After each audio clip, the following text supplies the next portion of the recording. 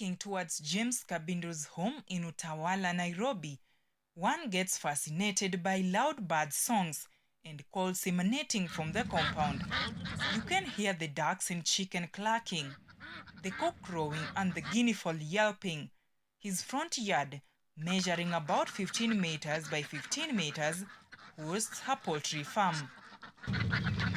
Kabindo keeps various ornamental birds on his farm that include wild birds, for example, guinea fowls, ringneck pheasants, pigeons, exotic ducks, for instance, rouen, jumbo pecking, and mallets, and ornamental chicken, for instance, crested Polish and silk bantams.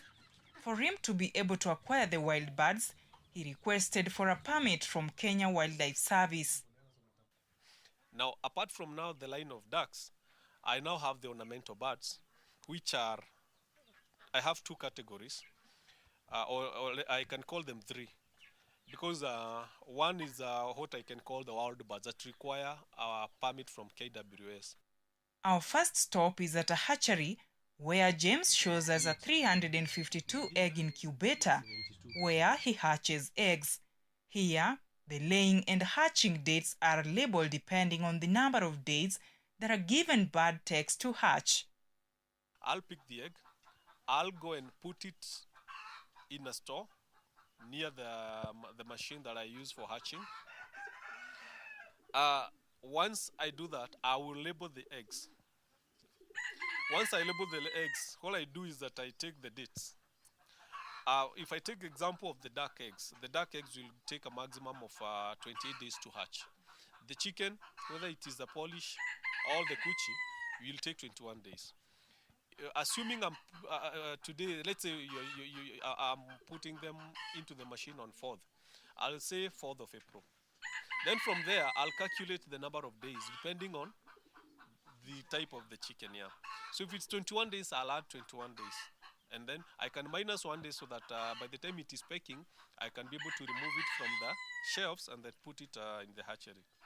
The hatched chicks are later relocated to the brooder. Here, the baby chicks are kept warm, fed and watered until they mature up. While at the brooder, Kabindo begins to advertise his birds to interested customers. When I take them to the brooder, there is electricity, and in case there is no electricity, there is these small pots that we put the charcoal and all that. It will stay in warmth, and I'll feed it from there. Now, when it is the brooder, now I advertise, so I can get the customers and from the brooder. And then from that, there's another place I keep them between ages, depending on ages, from day 1 to a month to 2 months. By that time, I'm expecting that I normally sell the chicken. So by that time, I expect I'll have gotten the customers. And in an event, I do not get the customers.